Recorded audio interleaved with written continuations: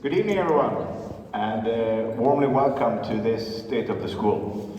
Glad that so many of you could join us. We are quite a few board members here tonight, so you can grill us as much as you want. And afterwards, there will be a bit of mingle, so there will be opportunities to ask some further questions later on after the presentations. I hope we can avoid to present too many bullet points here and rather develop a conversation, and for that I will be reinforced here with 3 board members here up on the stage, and of course with Marisa.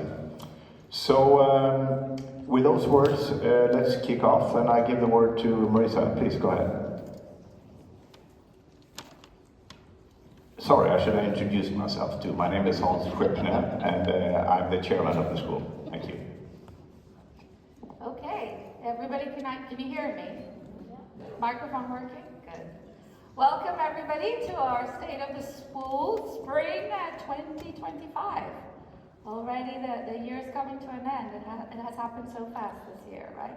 The older you get, the fast time goes. Have you noticed that? It's a reality. So welcome. We are very excited today to be launching our new strategic plan. You have the brochure right where you sat, but I want us to look up here, and then you can enjoy the brochure.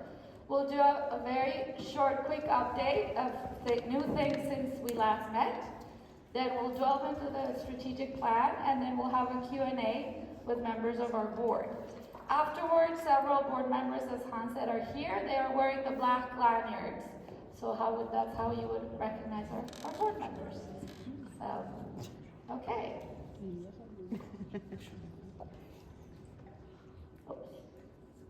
So first quick update, we have now fully selected our new head of learning, who's joining us in August of 2025. This was a year of transition. We did not have a head of learning, so basically all of us did parts of the job, but he'll be here in August.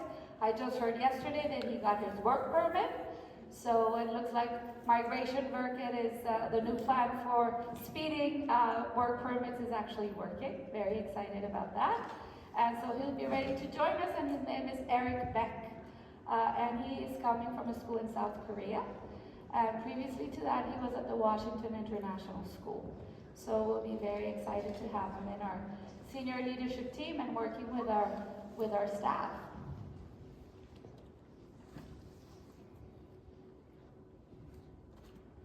I also wanted to remind you that our SIS Gala is coming up April 26th.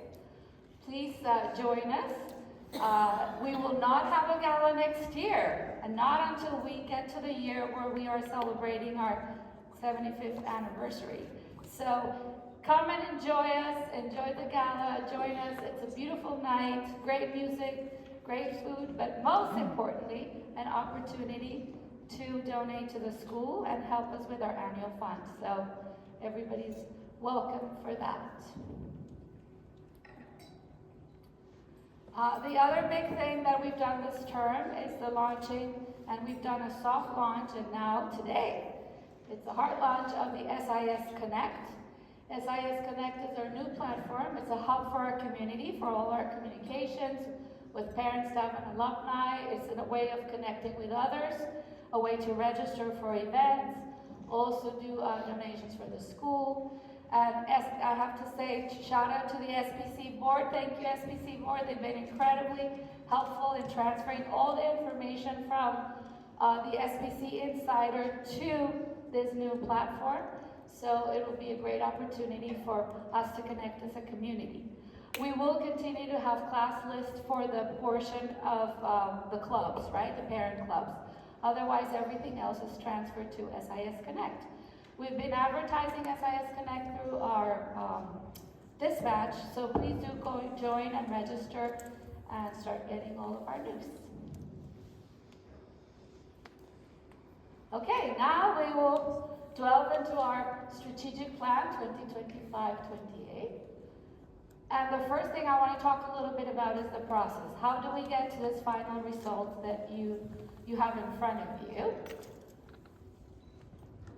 So this process started in April to September of 2024, so a year ago. The first steps we took is we did a feasibility and planning study, and we interviewed internal members of our community, as well as parents in our community. And we made decisions of our next accreditation process and how that is going to be. We also had a lot of end-of-year surveys where we collected information as to what our next steps are. And of course, we had school leadership workshops. So out of that, we had a first draft and proposed strategic thinking. That was that first a year ago. Then from October to December of this year, we continue with the feasibility and planning study, and that was the external phase of the program. We interviewed external people to the school, as well as some parent community and people who are influential in the Stockholm region. And then we conducted stakeholder groups for each stakeholder group in our school. So we had a focus group for parents, a focus group for students, for our staff, and for alumni. And then we gathered more information in that process. Then we did an architectural study, plan and potential for a possible refurbishment uplift for Johannesgatan. So that was also completed. And then of course, we got school leadership feedback through our SLT and ELT.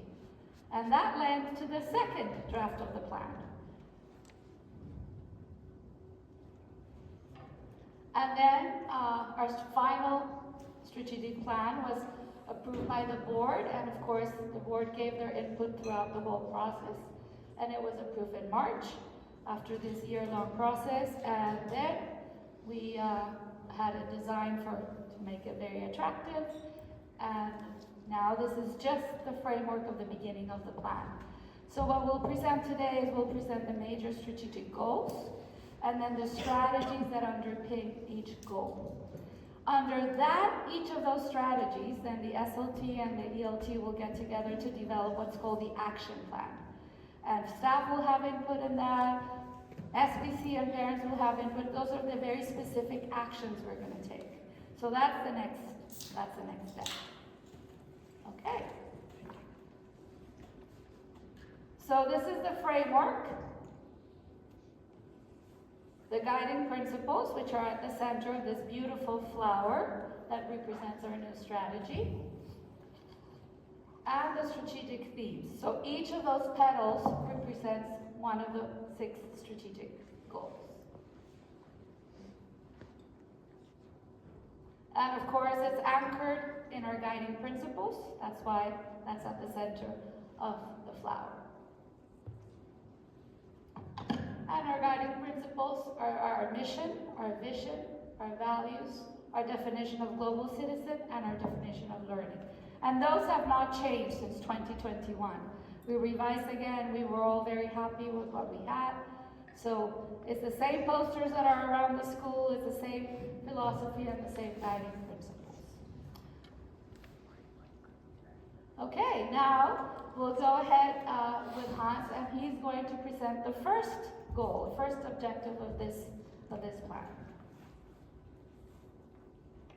Excellent. Hello? Hello? Yes. There we go. Thank you. Thank you, Marisa. You're welcome. Yes, the first goal reads connecting for growth.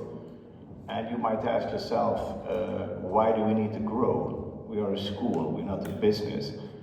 And it's true, I agree with that. We don't really need to grow. We are now about 800 students. It's a nice size. There is no particular ambitions that we should be 1,200 students in the future. However, we have this beautiful building that we moved into quite recently, and we need to fill that with enough students to carry the costs. So in that respect, we need to grow into our new suit, so to say. And one of the goals for us is to make sure that Stockholm International School is the preferred choice for all people that come here to Stockholm and looking for a good education. And as a matter of fact, I had a discussion yesterday with a parent who told me that when he was offered a job here in Stockholm, the first thing he looked at was what kind of education is available. And of course he identified SIS and put his children here at our school. And it is certainly our ambition that a lot of parents throughout the world should do exactly the same thing. So in order to do that, we need to market the school, we need to stay on top academically, and we will come back at great length about this during the evening. And we need to be out and make sure that Stockholm International School is a part of, let's call it, Destination Stockholm for working people. And it's particularly important in this country. I know there are quite a few Swedes here, and we all follow the debate about profit in schools. And as you know, we are a non-for-profit foundation, so we are not really part of that criticism. However, we really feel it's important to anchor the school in the wider community here, not only among potential customers and parents and families, but also among politicians and all stakeholders around a place like this. So we're working hard on this. We have a lot of plans how we're going to carry this out. It's already started a couple of years ago, and that work has been intensified a lot, and a lot of activities here. We had this Stockholm Destination Conference here in this hall just a couple of weeks ago, as an example. Of course, focus on the high quality. I said that the way I feel about this is that we are here only to supply the best possible education that we can have. And we want to be absolutely top class in this. However, in order to carry out such an ambitious vision, we need to have strong finances. Therefore, I like to see this first and foremost academic, but also that we run the school along sound business principles. That means, to put it a little harshly, law and order is everything's gonna work. We're not gonna have any nasty surprises, and we're going to have strong finances that can back those ambitious goals that the leadership team and the board and all of us really have. I'm not going to go through every single point here. I think I have probably covered most of them. We're gonna foster a culture of philanthropy, which we will already do a couple of weeks now. In a couple of weeks when we have the gala night, and as you said, Marissa, I hope as many as possible you can join for an evening of fun. And of course, most international schools carry out an alumni program, and I have 3 children that went through IB from kindergarten to graduation at the International School of Brussels. So I know quite a lot about the happiness of my own children when they go to the alumni meetings in Brussels, which they do regularly, and have a lot of contact with the school, and also can come back sometimes as successful in their careers and come back and tell the new generation of students about what's happening out in the world. And I feel quite strongly about this as well. So I'm very pleased that we have a good alumni program. And I, myself as an adult, I keep very much in touch with my old school in Brussels. So I think that's enough on this point. And again, you have plenty of time to come back to us about questions at a later stage. Thank you.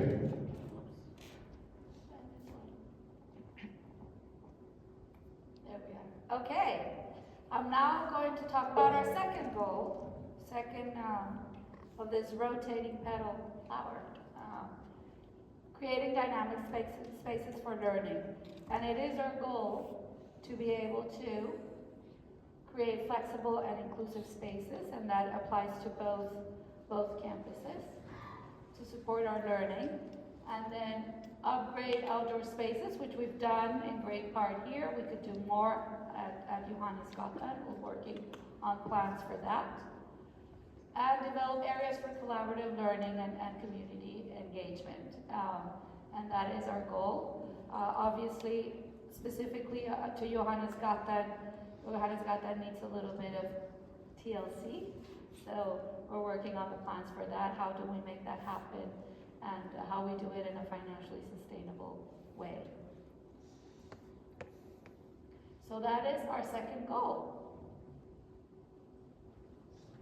Oh, sorry, enhance our learning commons as well, with the understanding that both learning commons at both of the campuses, how do we enrich them? How do we inspire that creativity and inquiry? The other piece, and this goal also came from feedback from our parent community as well, obviously from our teaching staff and our students. Now that we are a full IB continuum school and we have the PYP, the MYP, and the DP, what are we going to do to work on those transitions? When kids go from the 5th to the 6th grade and go from Johannesgatan to here, how do we prepare them for that, right? The transition between those two programs. How do we create opportunities for cross-grade collaboration? We're very excited, for example, that the hat parade will take place here. So all of primary is coming here on Friday. And how do we use the facilities so that both? We have the younger students coming here and the older students going to Johannesgatan, right? So how do we align our academic skills to make that transition more smooth and across all the IB levels? And how to obviously help students succeed? And of course, how to develop more mentorship and transition programs, particularly for students and families who are new to the IB. And we're getting more and more inquiries on that. When we come from other schools that are IPC or schools that have very traditional education, how do we train both our parents and our students to feel more comfortable with this more open curriculum that is more inquiry-based? So how to create more mentorship programs and more induction programs for that purpose. And of course, and that's there, non-IB systems broadening our appeal. And then of course, how do we mentor our families into that transition to a full IB school?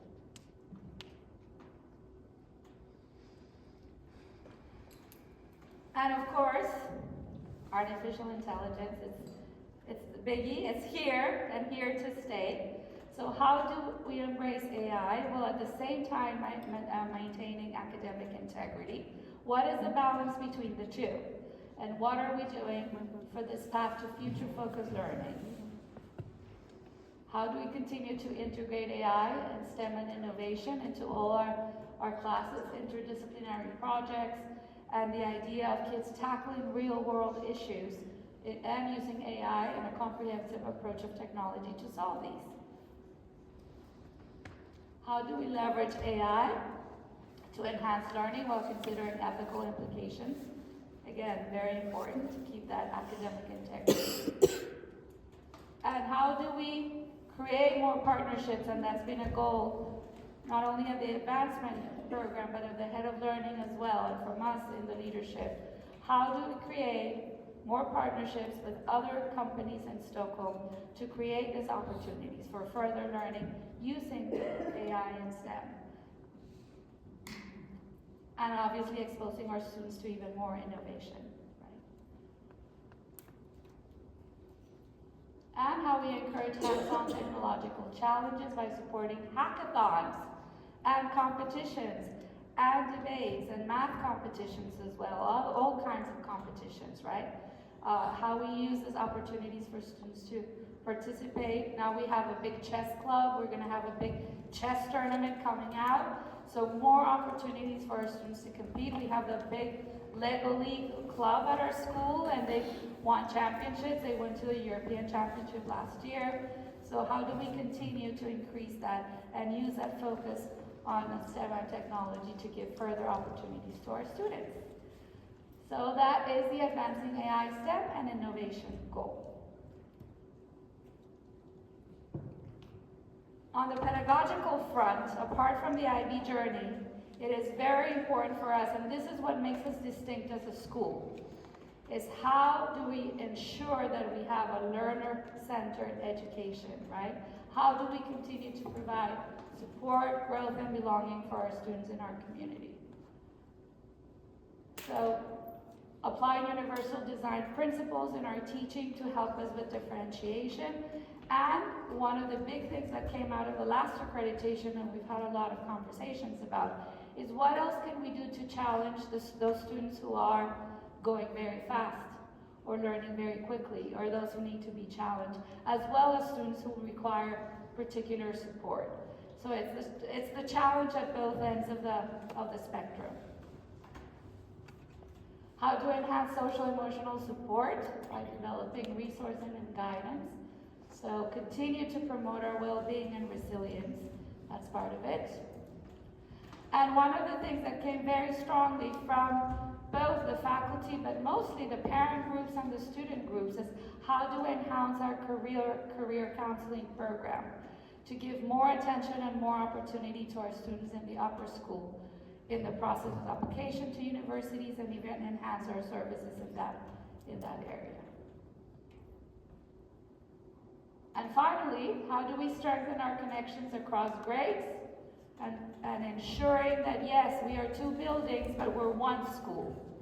How do we ensure that constant connection? And so, of course, that relates to our IB journey goal as well, right? That we are connected in all aspects at our school. Okay, and now Hans will tell us about our last goal we're presenting today, the last petal of this beautiful rotating flower. Yeah, cultivating talents. What is that all about? Let me ask you, how many staff and teachers do we have here today? Hands up, please. Wow, quite a lot.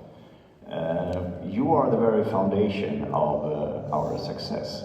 Without good teachers, motivated staff, there is no way that we can become a top international school. So it goes without saying that we from the leadership as well as the board are very keen to make sure that you feel happy here at SIS. And there are a few things here behind me, and of course there's going to be specific plans under all these bullet points here. For the parents, we are sending the teachers and giving them various kinds of training.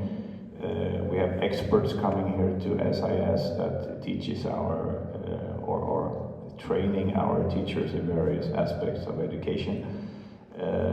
There is a fund for each teacher that can be used for individual development. We're now also part of a group, an international group of schools throughout the world, where our teachers have a chance to go somewhere to study how it works at other international schools. For the moment, there are not only teachers but also staff. There are 3 people to start. This is the first year, I believe, and I think we have one teacher going to, or one staff or teacher going to Beijing, another one to New York, and a third one to, where is that? Japan. Japan, you see? And the second one is actually going to Washington, D.C. instead of Washington, D.C. There's a little change of plans there. Yeah. So that just shows what a wonderful international community we have here. So we do as much as we possibly can afford to train the teachers, and be glad to take some questions, and I'm sure we can do it even better, but I really, really hope that all the staff and teachers here are happy being employed here in Stockholm and at our school, because without that it's not going to work. I'm going to leave it at that, and I think that, is it now the time to invite the colleagues from the board to come up here on the stage? Yes. Yeah. So now you see the full flower with all the petals. All goals are equally important and equal priority, and that's why we have them, and we didn't want to rank them in a number, but we wanted to have them all be part of this beautiful flower. Okay, sure. Could we kick off by asking you to just make a very brief introduction of yourself, how long you've been on the board, and kids here at the school and so on. So, hello everybody, I'm Philip McRae. I was going to say former parent, but that would suggest I'm no longer a parent. I'm still a parent, but formerly with students at SIS, I had 3. I've been involved with SIS for 10 years. I was the head of the SPC for a little while and joined the Board of Trustees 4 years ago, 4 or 5 years ago. Yeah. Delighted to be here. Hello, my name is Judith Goff. As you can hear, I'm British, in case there's any doubt about that.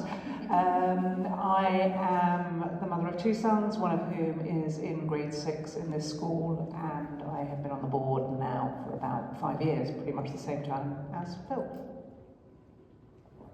Hello, my name is Anna Maria Malm, and I'm a teacher at the school. I teach mathematics and theory of knowledge in the upper school. I've been a teacher at the school for close to 6 years, and I've been a member of the board for almost 3 years now. Thank you. Can everyone hear me as well? No? Yes? That? Is that better? Yes. That's better. Perfect. Did you turn it on? Yes. I did. Okay. And my name's Emma Jones. I'm not on the board. I'm the advancement director at the school. And what we wanted to do now is have a brief panel discussion, and then my colleagues will have at least one microphone, or I think it is exactly one microphone available for anyone who wants to ask questions. But I wanted to just kick us off with one question to everyone on this panel. We'd love to ground this conversation, of course, in the future, and this new strategic plan outlines our ambitions through 2028. So, in a sentence or two, all 3, what do you personally believe this plan says about the kind of school SIS wants to be in the years ahead? Can we start with you, Phil? I got the bad spot, I guess. Can you guys hear me okay, or do I need a microphone? No. I'd rather not. I'm loud enough as it is. So I would say 2 things. One, I think it reflects an ambition to really achieve our full potential, and rather than evaluate us as the best school in Stockholm for internationally mobile people, the ambition is to be a top quality, top-notch experience for students, regardless of where we happen to be. It happens to be here in Stockholm. And that reflects also an ambition to really ensure that we're part of the community within Stockholm that help make this an attractive choice for people. And secondly, I look at, and I know guiding principles is in the center, but as I look at it, I think of my children who were former students. And I really think it reflects a focus on students at the center. And that to give them the best experience, we need great physical facility and infrastructure. We need amazing advancements in continuing to improve the education we provide. And we need a staff that are the best of the best and are motivated and excited to be part of the infrastructure, because as Hans said, they really are the ones that make it happen. And so I think it forms a really nice balance of those 3, but I think of the student at the center, because that's what we're here for. Thank you. Judith? What he said. No, I mean, I agree with everything that Phil says, apart from he's trying to divest himself of his children. But I would add just a couple of points, actually. What I have really liked about this is not necessarily the end result, but I think the end result is good, has actually been the process. I think the process where we have involved all of our constituencies, from the board to the teaching staff to parents to the wider community, says to me something about the type of school that we want to be, which is inclusive of everybody. And I think that's really, really important, that everybody feels included and everybody contributes to what it is we want to become. So I really like that, and I want to pay tribute to everybody who's taken part in this process, because it's not always easy, not least when you're presented with a blank sheet of paper. And I think what we've come up with is, it's not perfect, it's never going to be perfect, like any flower, it will grow, and if you look after it well, it will grow very well. But I think also what I like about this is it puts the experience at the heart of everything for the child. It's not just about academics, it's about bringing up global citizens, it's about a set of values which run through the DNA of this flower, petal, plant. So I think for me, those would be the key points. I think to me something that's important and that stands out in this plan is the way that it promotes a sense of belonging for all members of the community and a growth mindset perhaps for both students but also for other members of staff, and that is something that feels important to me. Thank you. So Hans, can I ask you, looking at this new plan, and thinking back to our previous plan, you weren't chair of the board at that point, but you were a member of the board. How do you feel this proposes either a shift or a continuation in where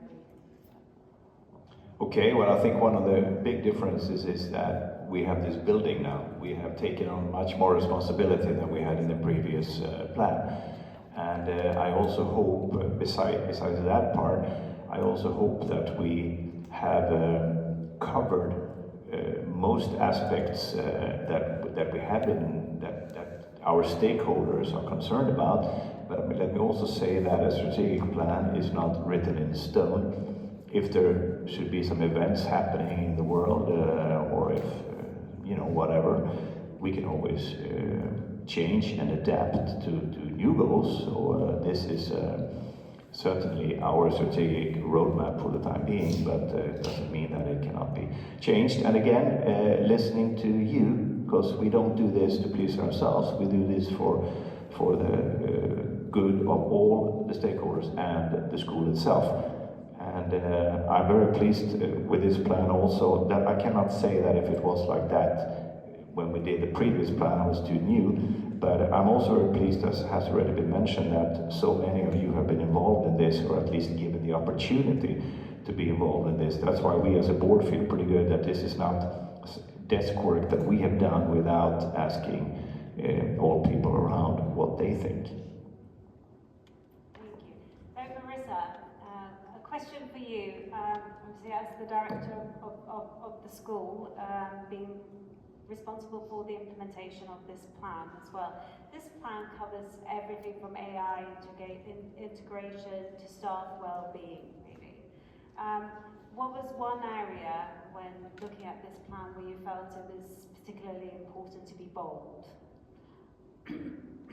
I think, obviously, if you notice, this plan is very, very heavy on the pedagogics and the academics, because they're sort of following on or continuing our journey about becoming an IB school. Now they're a full continuum school. What are the next steps to ensure that process is smooth?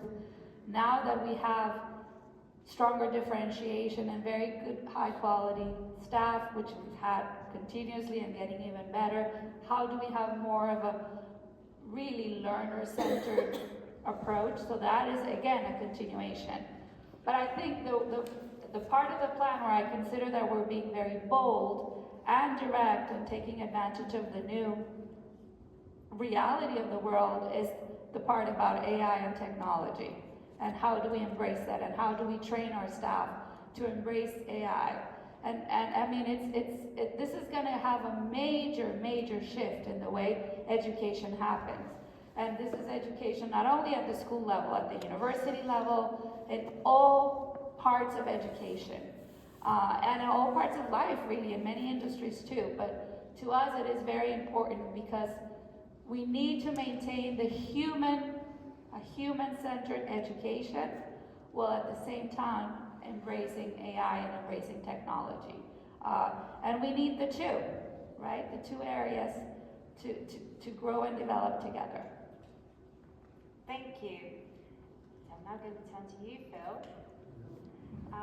So you've long been a strong advocate for strengthening SIS visibility and our external relationships.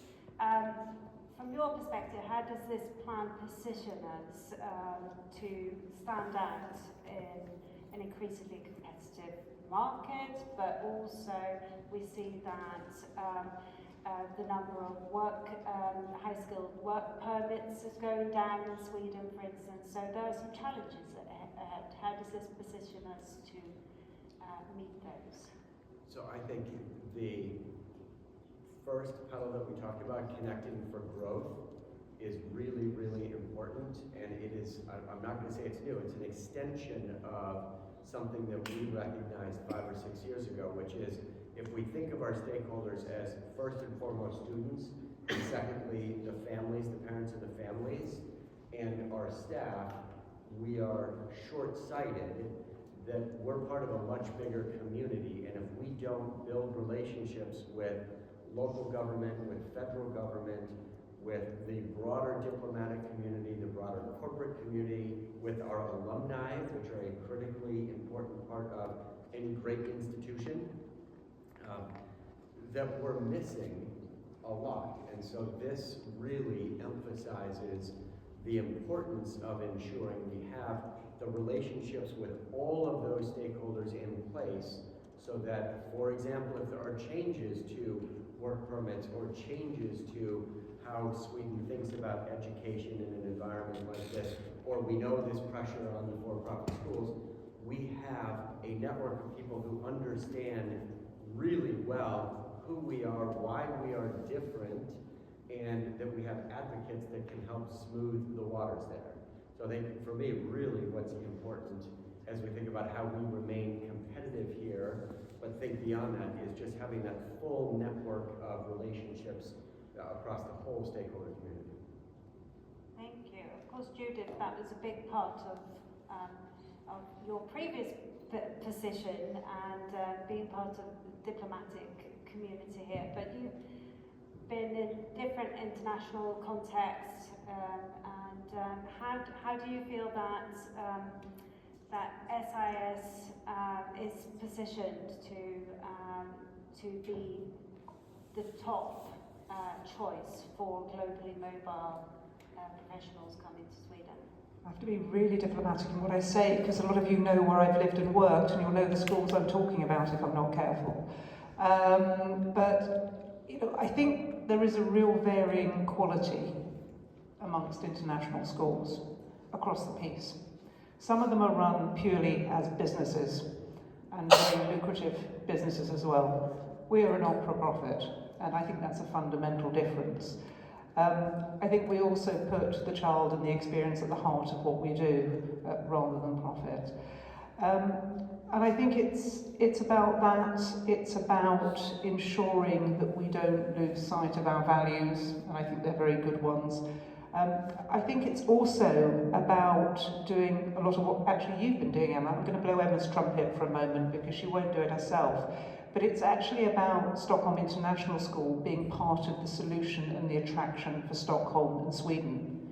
People will only come to Sweden if there are good international schools where their children can be educated and where there is that mobility. That is why it's really important that Emma has been reaching out to government and Stockholm and engaging with stakeholders so that the school is part of the solution and seen as part of that. And I think it is. And I think that's really important. And that partnership, I don't think I've really seen in other places to the extent that we have it here. So thank you for that, Emma, because I think you do a great job. So before we open up to questions for the audience, I want to ask Mia one more question, if I may. As a teacher, as a member of the faculty here at the school, what impact do you hope that this plan will have on daily teaching and learning here at SIS? Marissa already mentioned AI, and I think that will be a huge development, of course, that we need to embrace, but critically embrace, I would say. It brings a lot of possibilities, a lot of challenges, and I think we need to, of course, hopefully this plan will help us become confident to use this tool in a productive and critical manner. That's one thing. And of course, learning spaces is essential as well. By developing the learning spaces to be more collaborative, for example, it will also help us meet the needs of the students and put the student in the center. Thank you. So with that, have we got any questions from the audience? Yes. And we have a microphone here for you if you want. Do you want one? No, maybe not. Can you Okay. hear me? Good evening, everyone. I think it's easier for people at the back to hear if we do the microphone. Good evening, everyone. I just want to reconnect to what Ms. Mann just said about the learning spaces. I'm curious to know where the improvement of our current resources, specifically scientific labs, where is in the strategy? Thank you. The labs. The labs as resources for our students, physics, chemistry, Yeah, biology. yes, we have brand new labs here at Norra Latin. We have 2 biology and science labs, and we have an extra dry physics lab, all equipped with brand new equipment, brand new opportunities. The labs are located here on our 2nd floor as you walk into the school. We have taken good care of ensuring that we are up to date in everything when it comes to lab resources. We also hired, and this happened not this year, but a few years ago, we hired a full-time lab technician as well, who is preparing all the lab experiences, the resources, and everything for our labs. Because of this move, we've been able to actually move the labs or change the configuration of the labs at Johannesgatan, and now we have a full lab just for primary with an identified specialized science teacher.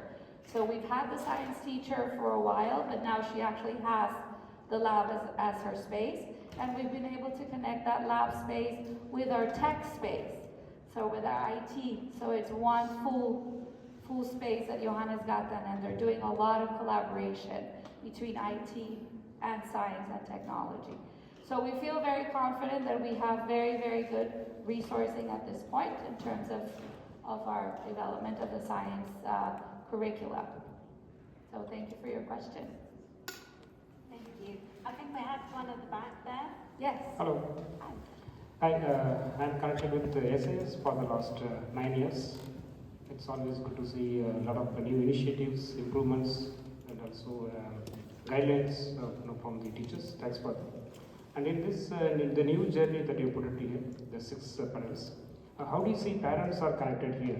Do you plan to have some frequent meetings, such as this, like a town hall or sessions, to update the parents, or do you need any inputs or help from parents for you to achieve your guidelines or principles here? How do you see parents are connected in this? How do we see parents interacting with this plan? Oh, yes. With the creation of the plan or the execution Not of the plan? the execution. I mean to say execution, and also how the things are happening, the updates, Yes. communication. Yes. So the next step now that we've launched the big framework and the strategy, the next step is the SLT and ELT get to work with the support and feedback from our faculty and our staff on a very specific action plan. So what happens is for each of those big strategies that you saw, we will have very specific actions that will then be part of a big plan. Who, when, how, by what date, etc. I report to the Board of Trustees at least twice a year on the development of the plan and that action plan, and we even had it color-coded, right? Are we green, are we orange, are we red, is it still pending? So there's continuous feedback from our board. And from time to time, we invite parents when we're defining those actions, and we get feedback from parents to say, okay, are we missing an action here to get to that strategy, to complete that strategy and to achieve our goal? We also do that through our director lunches. So once a month, you can come to one of my lunches and give, again, an opportunity, open agenda to give your thoughts. We also have the SBC as a sounding board for ideas and thoughts, and of course, all our staff. So there is constant feedback and participation. And of course, the big formal way of doing it too is we have, every year at the end of the year, we have a big parent survey. And this parent survey looks at all the areas of development of our school. And that's also serves as feedback for us. And I would just add, and to plug SPC, because this was my former life, but I would hope that in the years to come, we can continue to improve the way the SPC and the board and the leadership team work together, so that if we identify areas around stakeholder management, engaging our alumni, doing a career day, that there are opportunities to partner with the SPC and get as many parents involved. Career days are an amazing opportunity for parents to come and talk about their career, whether it's diplomatic, nonprofit, corporate, and I was part of a few while I was a parent. It's an amazing opportunity. So I hope that with the SPC, we can do an improved job in the future of finding ways to engage parents where we've identified these are places that we can all contribute. Thank you. We've got time for some more questions. Anyone else? Yes. Yeah, thank you. Annika Sandlund is my name. I have a daughter in year 10. So just maybe a comment and a question. So on the comments, does the school have to grow? So I think from a parent's perspective, from my perspective, yes. I think it would be very good. And I've mentioned this before, one of the reasons is if you have a very limited number of students, you're not able to offer all the levels and all the subjects that you would if you're a bigger school. So we moved from a bigger school to a smaller school, to the school. And for example, the French education, there's just too few students to offer all the levels that we would want to see as parents, and that's very little you can do about it actually, other than have more students in the school. So that's a comment. Then maybe a question, because I don't really know this, but it relates to the connection with the community. So in many schools elsewhere in the world, and I think even in Sweden, you have a mandatory 1 week or 2 weeks, sort of what you call in Swedish prao period, a period when the students go out to the work, to observe work. At age 14, it was in France, I don't know what the age is here, but it doesn't really matter if the student goes to a bakery or to the Botswana embassy, they just get a different feeling of how it is to work. So I don't know if we do this, and if we don't, I would encourage us to do it at SIS. So that's a question / proposal, maybe. And then I did have a final point, and I'm going to say, yes, I'm wondering if the school does exit interviews for students, because I know that there's quite a dip after year 9, because a lot of Swedish parents put their school into the children into the gymnasium, and some of those reasons there's nothing the school can do about. It's about having the children learn Swedish or being in the Swedish environment. But I think some of the other things that I heard from other parents is that there's not enough art offered, or there's not enough sports offered. And I don't know what it is, but I'm wondering if we're doing exit interviews for, particularly on the student experience, and what we can do to sort of avoid that fall off between year 9 and year 10. Thank you. I guess work experience as part of this deepening partnerships with local businesses, perhaps. Yeah, we have had preliminary discussions, particularly with the older students. What are the opportunities that they could have in the summer times or their short breaks, opportunities to do internships or to have short-term experiences, and parts of it even organized by our own parent community or as volunteers to say, come or work at our company or come and experience doing another kind of work. We are not contemplating it as having it as a structured program in our early middle school. We think it would be more important to have it later on as they're approaching the diploma, and not necessarily within school time, but perhaps during school breaks, and use our alumni and use our parent community to actually get that going.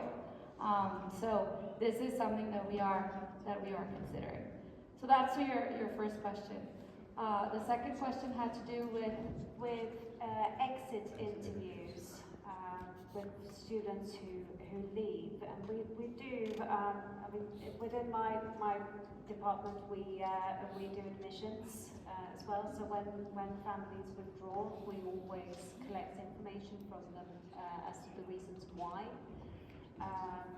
I think, and you fill in here as well, that what I've seen at this school is that teachers know their students well, so formal exit interviews are perhaps less needed because our teachers will know the reasons and the motivations for that. From where I'm standing, but yeah, I think that's right. In terms of the growth or the deep of the students leaving for the different gymnasia, you're right, that's inevitable. That's the system here. A lot of our students end in 9th grade and want to explore other options. However, we're very confident with our current numbers for enrollment that we will very likely have 4 classes of 10th grade next year. So we're not too concerned about that at the moment. I think, in fact, we have more students coming from other places wanting to join our school at the upper school level. But of course, it is a great opportunity to let our students know what we have in offer, right?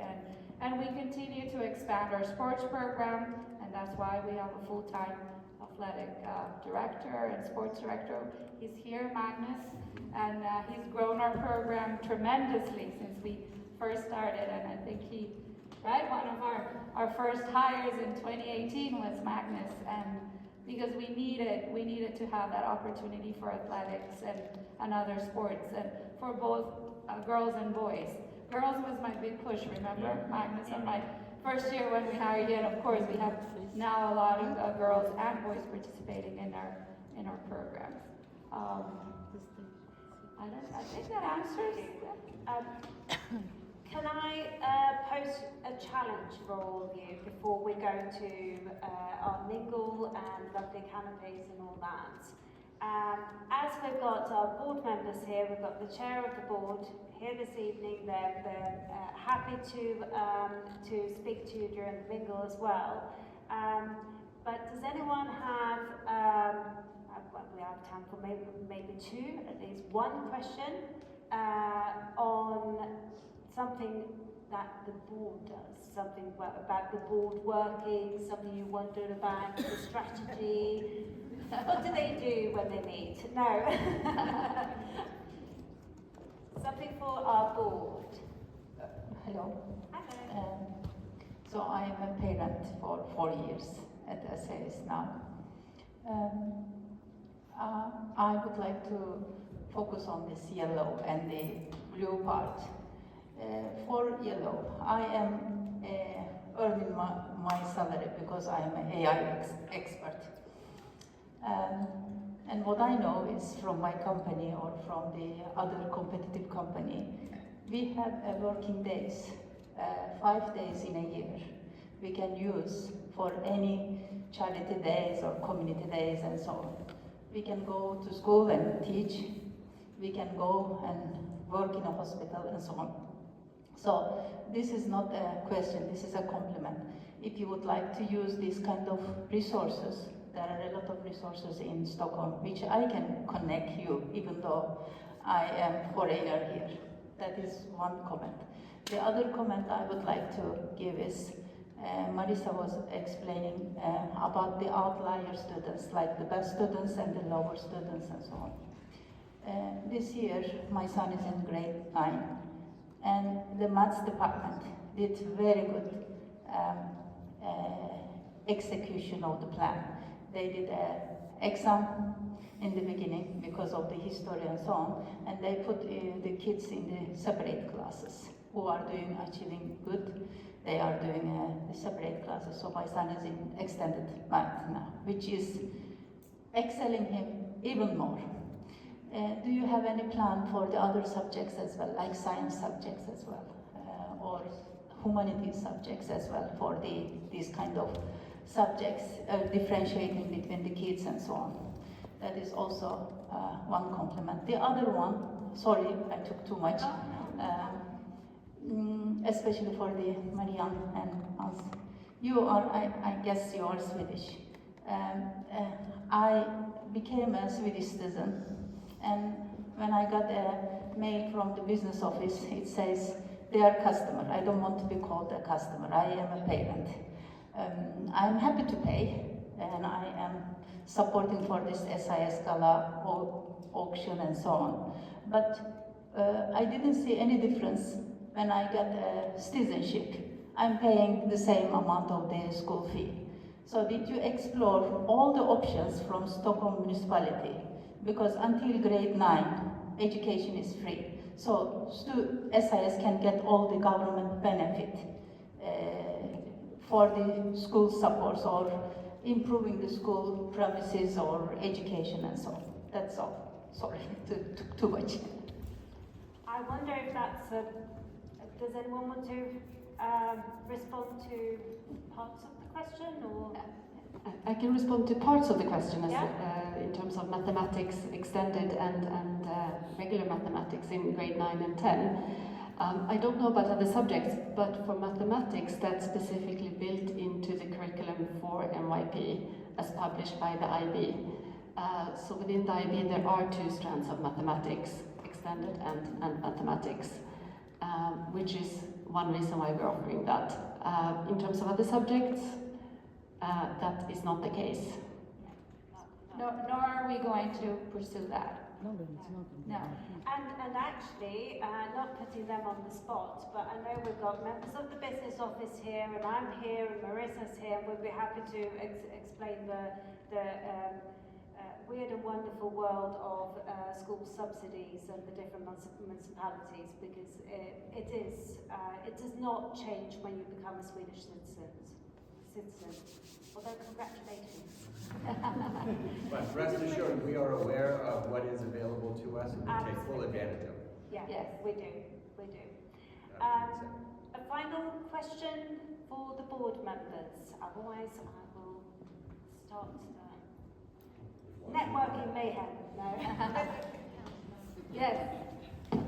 Way in the back, but I'm a teacher, so I don't project. I wonder if the goal is to strengthen SIS's position globally and make it be a foremost international school. What are some benchmarks that would help you recognize that? What are things that you are hoping to measure yourselves against, whether or not you have attained that goal? That's actually a really good question, and that's the next step, right? When we decide our actions, and our actions are going to lead to specific benchmarks that we want to fulfill. But obviously, I mean, one of the clear benchmarks, of course, is our IB diploma results. That's a no-brainer, and that is the results of the achievements throughout. Another benchmark, of course, is our university admissions and where our students are going. Are they going to their first choice of university? That's another way of measuring. But more than that is, what about social emotional learning and development of our students? What can we do to systematically measure that and have feedback on that as well in a more systematic way? So I think that's coming out as part of this plan. And the other piece, of course, we have to look at context, right? Because we are de facto the top international school, I would say, in Sweden, and a leading school in the Nordics for sure. But so what are the next steps to take us to being a leader international school in Europe and in the world? And part of it goes to the question of growth. I think with more growth, we can offer more opportunities, and that's why this strategic plan, this focus on continuing to grow and filling our new suit, like you said, Hans, right? That will lead us to be able to offer more opportunities, a broader and more enriched program. So everything is sort of interconnected, but I don't know if I spoke too much, if you want to add anything. I think I just add, Karen, I mean, there are all sorts of benchmarks. One for me is being able to attract and retain good teaching staff. Yes. And I think that's absolutely key, because otherwise you have no stability in the teaching the output of the school. And I think that is a measure that certainly compared to some other schools we know SIS is doing pretty well at. But again, that has to be a key measure. And how many people come through the door? Who wants to study here? Who wants to come here? So I think there's a combination of things. The academics are obvious. There's something about measuring happiness, which I don't think we've quite got to the bottom of how we do, but for me as a parent, that's really important. I want a happy child. I have one actually, for the moment, until I get home and he's not fed. But that's really important for me as a parent, that measure, and I think we have to come up with a way to try and work out how we do measure that best. Exactly. Yeah, I would just add to that, that as I think about it, and this is a change coming from a very competitive environment when we moved to Stockholm, we're not here so that every child gets 45 on their IB. Correct. We are a non-selective school from an academic standpoint.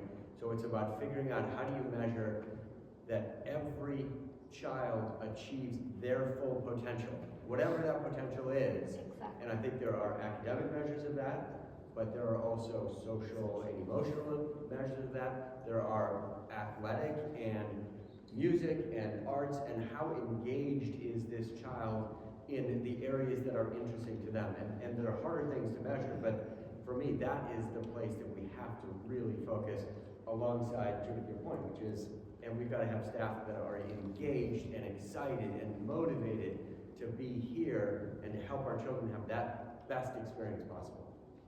Yeah, I think that's one of the key factors for success when we talk about learner-centered education, which is in our plan, is the ability of students to develop a passion, to develop an area where they feel that they could go and grow into, right? Not in a system where I've been told how to pass tests and how to win the test and how to get the best grades, and then I get to university and I have no clue of what to do or what I like, because I've been told all along it's all about this grades. So the opportunity for kids to develop their passion, develop that what's going to drive them eventually, I think that's very important. Thank you, and thank you to all our panelists and to everyone for participating in the discussion. I think what we heard, that this plan is not just a document, it is an ambition, it's a vision for moving forward. And I hear from all panelists as well that this is not something that school leadership and the board can do alone, or would want to do. This is a community effort, and it's something that everyone will be encouraged to collaborate in. So thank you very much, and we will have some canapes and some drinks, and thanks again to the lovely SPC who put some sweet treats on for us today. Thank you. Thank you.